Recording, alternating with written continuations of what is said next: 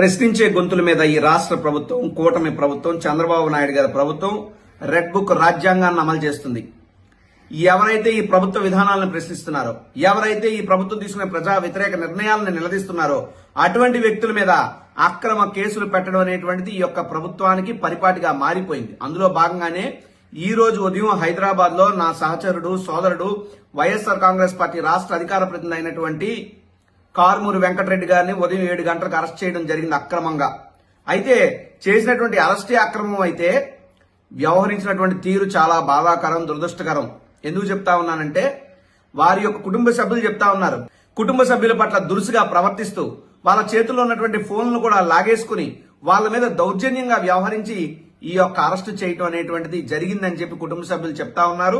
ఇది చాలా దురదృష్టకరం, బాధాకరం. ఈ యొక్క ప్రభుత్వం చేసినటువంటి అక్రమ అరెస్టును వైఎస్ఆర్ కాంగ్రెస్ పార్టీ తీవ్రంగా ఖండిస్తుంది. నేను ఈ సందర్భంగా కూటమి ప్రభుత్వానికి ఒకటే చెప్పదలుచుకున్నా, చంద్రబాబు నాయుడు గారైనా, నారా లోకేష్ గారైనా ఎల్లకాలం మీరే ఉండిపోరు, ఎల్లకాలం కాలం ఒకరిదే అవ్వదు. మాకు ఓటమి తర్వాత రేపు గెలుపు వస్తుంది, మీకు ఈ రోజు గెలుపు తర్వాత రేపు ఓటమి వస్తుంది. ఎందుకంటే పగలు తర్వాత రాత్రి, రాత్రి తర్వాత పగలు రావడం అనేటువంటిది ఎంత సహజమో, రాజకీయాల్లో ఓటమి తర్వాత గెలుపు, గెలుపు తర్వాత ఓటమి రావడం అనేది అంతే సహజం. మీరు ఎల్లకాలం అక్కడ కూర్చోరు, గెలుపు ఎల్లకాలం మీ ఇంట్లో ఉండదు. రేపు రాబోయేటటువంటి రోజుల్లో మీ యొక్క అక్రమ అరెస్టులకు ఖచ్చితంగా చట్టబద్ధంగా మీ సమాధానం చెప్తాం.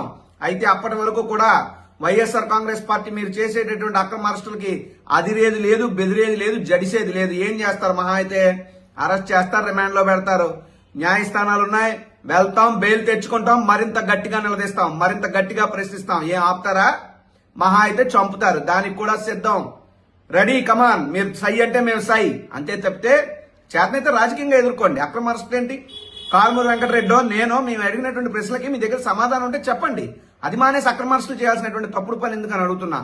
ఒకటి మాత్రం గుర్తుపెట్టుకోండి, లాస్ట్ బట్ నాట్ లీస్ట్, అరచేత్తో సూర్యుని ఆపాలనుకోవడం ఎంత అవివేకమో, మీ యొక్క ప్రభుత్వ వైఫల్యాలను ప్రశ్నించే గొంతులను ఆపాలనుకోవడం కూడా అంతే అవివేకం.